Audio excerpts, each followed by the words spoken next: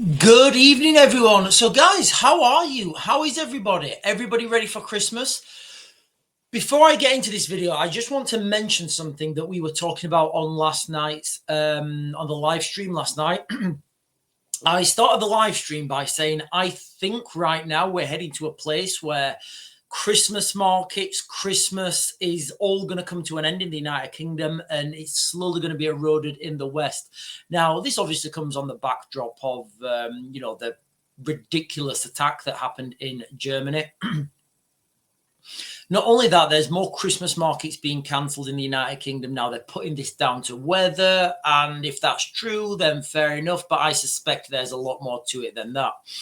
What I said last night on the stream was I believe that we're going to get to a stage very soon where people just don't want to have Christmas markets anymore. It's too expensive to police them.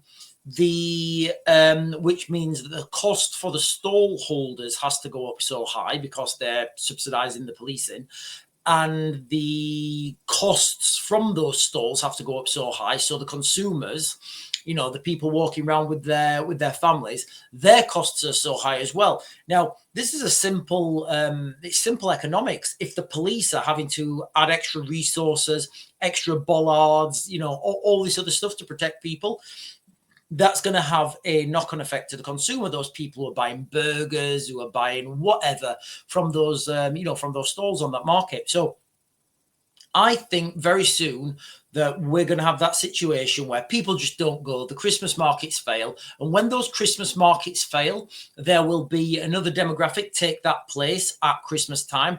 And once that happens, it's just going to be absolutely demoralizing for everybody who lives in the United Kingdom, who lives in Europe, because we can all see what's happening in real time, but people are afraid to talk about it. I also said that I think we're moving into a place in the United Kingdom where we're going to have these gated communities whereby if you've got a lot of money, you live in a really nice community, there's a big wall around your housing estate, for example.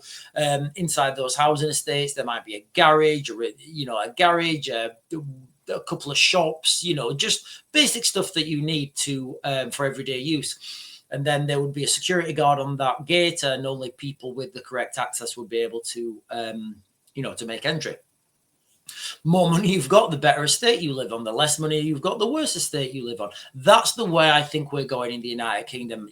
I really do. I saw this first when I went to South Africa, sorry.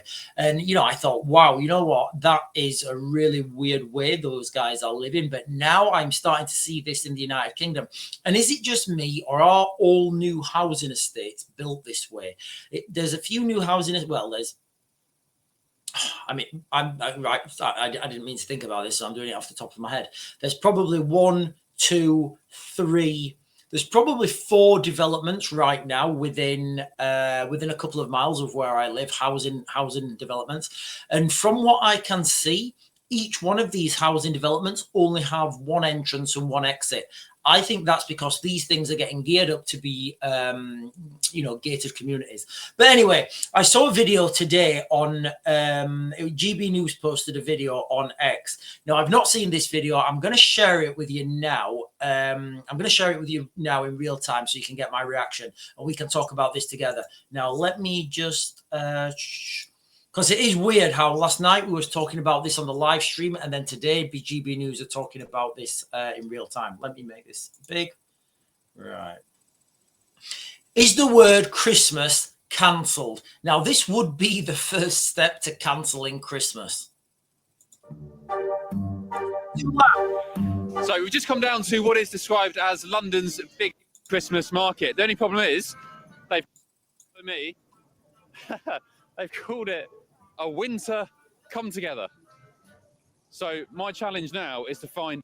So we're not having Christmas anymore. We're having winter come togethers. Now, they could have thought of better words. I'm watching this in real time, guys. Sorry about my childish smirk. Anywhere in this market that says the word Christmas, maybe the word Jesus, any indication that this is indeed a religious holiday in the UK. We've got winter warmers at the winter market. Is this a Christmas market? It's a winter market. A winter market? Interesting here, this guy, look, obviously he's got Union flags. Sorry, he's not got Union flags. Yes, he has got Union flags. He's got Union flags behind him. So I'm going to assume he's quite a patriot. You know, he may be an old guy. He may be one of those people who've worked on the markets all their life. It's interesting how he's got his face pixelated. Now, I don't know what this guy's going to say, but he's just asked them if this is a Christmas market. And he said, no, this is a winter market. What's the difference? Something to do with religion. They can't say Christmas, but So apparently the stall traders here have been told they can't say the word Christmas. So remember, this is in London now. It may be offending Sadiq Khan or someone that people are saying Merry Christmas, or, you know, people may be upset about it being Christmas and it being that time of year. So, you know, obviously from what I'm gathering here, there's been something behind the scenes, and they've said, you know, don't say Christmas. You're not allowed. If you say Christmas, it's bad. And, you know, like, it's just insane how they're, you know, how much control these have over what people, you know, how much control the governments and the local councils have over what people say. I mean, who has the authority really to say, don't say Happy Christmas? Like, who has the authority? Happy Christmas or Happy Holidays? Both. Why both? It's Christmas, isn't it? It's Christmas, yeah. Why would you say Happy Holidays? Which scenario? Because not everybody celebrates Christmas. Happy Holidays or Happy Christmas? Oh, Happy Christmas. Absolutely Happy Christmas. Whoa, hang on a minute. Christmas? I mean, that guy doesn't care, does he? He's going out there. He's putting himself out there. You'll offend people saying that. I know. Happy Oh, there Holidays? you go. Happy Christmas. Winter market? Christmas market. This is the first sign of Christmas I've seen in this market. Oh, good man. Look at that. So you see, people understand that it's just like a game. People understand it's a game. And I think people in this country are far too polite to, you know, offend people. But in that context, like, we're giving away our culture because of our politeness. But, you know. He's in the spirit. So what have you got here? You've got mulled gin. It is from the winter market, not Christmas. Oh, that's good. That's good. That gets me in the festive mood. Hang on, let me close this. So yeah, so this kind of just reiterates what I was saying yesterday about this this drive to erode British culture. Now, by British culture, I mean celebrating Christmas. I mean, you know, going crackers and going down to the seaside when we get like our obligatory 2 days hot weather in the, you know, that are probably at a random time, sitting on a Chesterfield settee, drinking a warm beer and a cucumber sandwich. I am all for that. And the problem is, the slowly these things get eroded, the more we lose our identity. And the more we lose, and again, you know, this sounds wild, the more we lose our identity, the more easy we are to control, because people can't bind together then. People can't bind together for a greater good, because there is no greater good. Everything's been diluted. Everything's a mixed match of, you know, a little bit of that, a little bit of this. You know, you can't say anything because you'll upset someone. You can't say anything. And, you know, and it, to me, this is all about controlling people and dragging people into those gated communities, 15-minute cities. But, you know, I just thought I'd share that because I was talking about it on the live last night, and we talked, you know, we talked about it quite a lot, and, you know, the predictions that I had for the future of the United Kingdom. And then I saw this article today that I don't think the mainstream media are watching me. But, you know, GB News have decided to go out there and think, right, are we allowed to use the word Christmas? And from what we've seen there, you know, the people on the stalls have been told it's not a Christmas market. It's a winter market. So we're going to go back. We're going to go to Ukraine now. And I just want to do what I normally do when we talk about Ukraine. I want to go on to I want to go on the share map and just show you, as always, how much ground the Ukrainians are losing every day. Now, also what I want to do is I want to measure something here as well. So we have a context of how far these guys are moving forward. Right. So let's just say we're going to measure from where they are now. So if you can imagine this Right, let's say the little bend in the river there. There, you know, right now, as of the 20th of November, the Russian front line. I'm just going to use that little bend in the river there because I want to just have a little idea, and I don't know what the answer is, how far these guys are moving. And I'm going to fast forward this now in a month.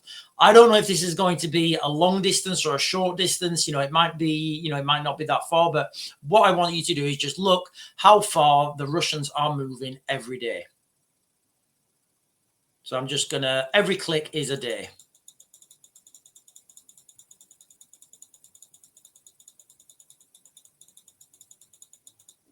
Right, so that is there from today. So let me zoom back in. Oh, I've lost it. Right, I think it's there. Yeah, that was it. Right, so let me just get the tape measure. We'll say that was where the front line was a month ago. And let's just say this is where the front line is now. And I don't think this is one of the particular long places, but this is in a month. Right, so they've moved in that location 6.2, call it 6 kilometers, just for argument's sake. So they've moved 6 kilometers in a month.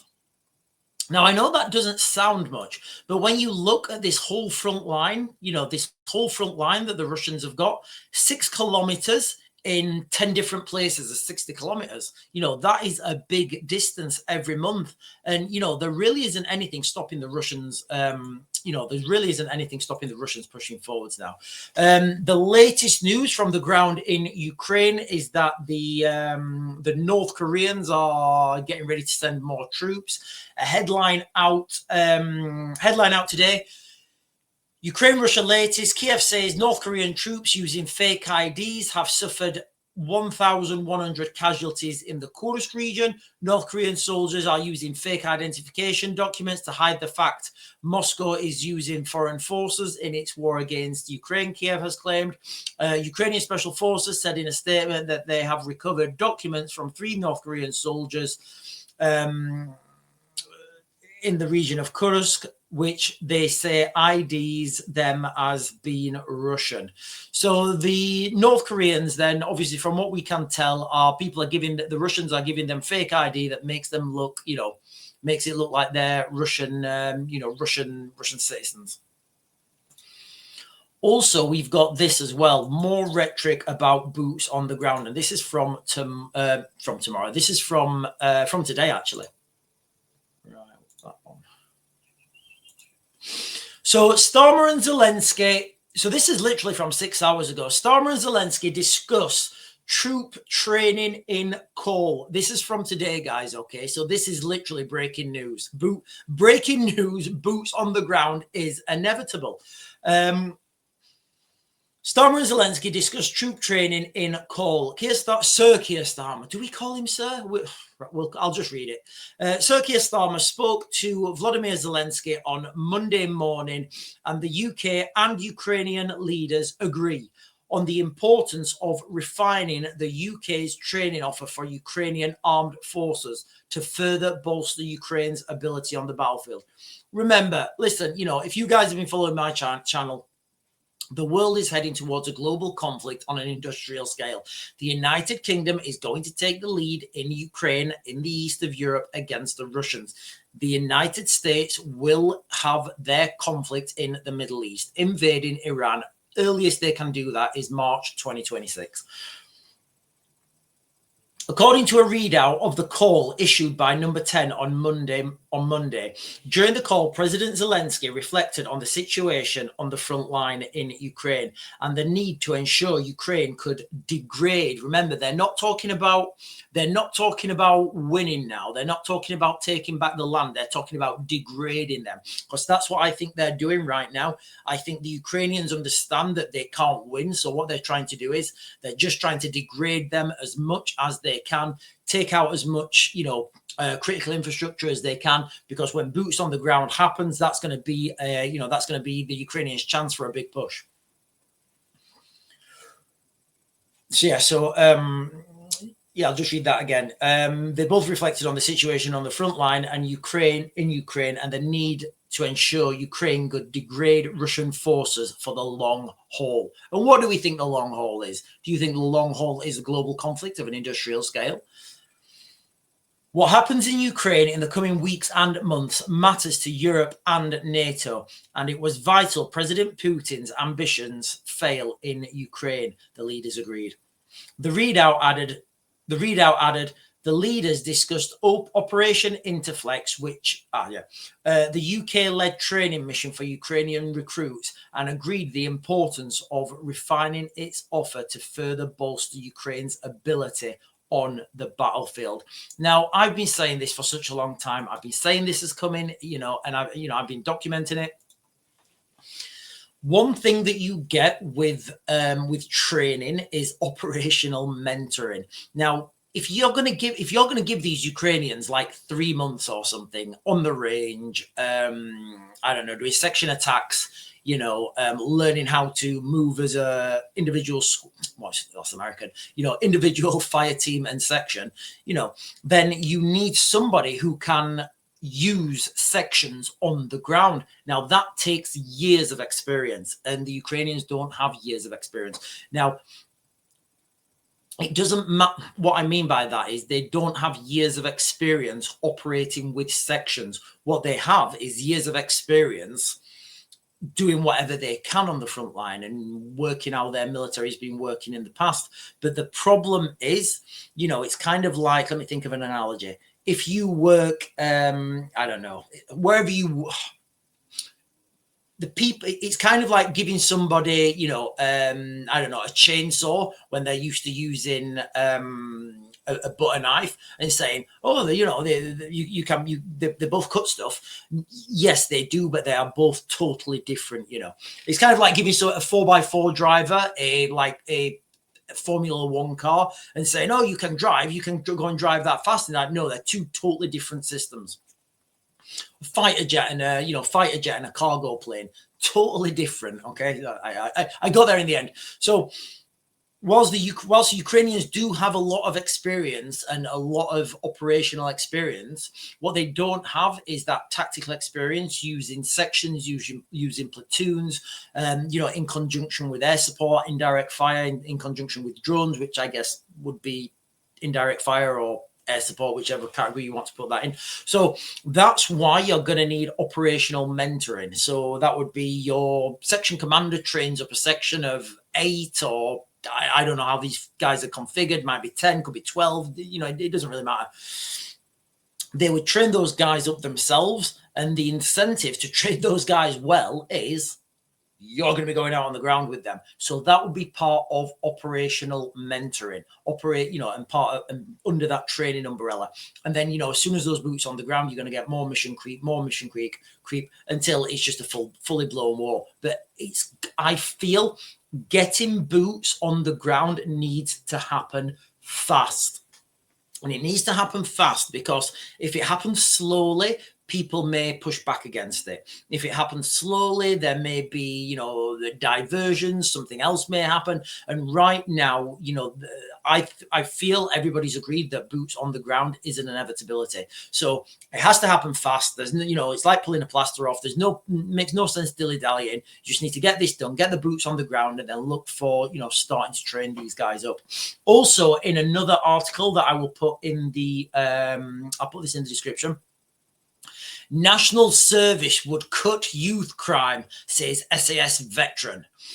Billy Billingham says two-year paid program for 16-year-olds would greatly reduce levels of antisocial behavior. And you know what? I think he's right. I think he is 100% right. I do think that would happen. I think there are too many, too many young kids who don't know what a hard day's work is. They don't know what it's like to be on the range, to be cold, to be wet, to be hungry. When you've been cold, wet, hungry, sleep deprived, you kind of appreciate what you do have when you get back home. But so that's the situation on the ground in Ukraine. The UK is heading for what's the UK heading for? The UK is heading for gated communities. It looks like Christmas is all that gone, and boots on the ground really does look like it's an inevitability now. More and more people talking about it, more and more of this call to train troops. That's how it's going to be. boots on the ground is going to happen at some point, and it's looking more and more likely that the boots on the ground in Ukraine is going to start with you know, in the context of a training mission. Anyway, guys, I'm going to back to grid, and I'll get you guys another video later.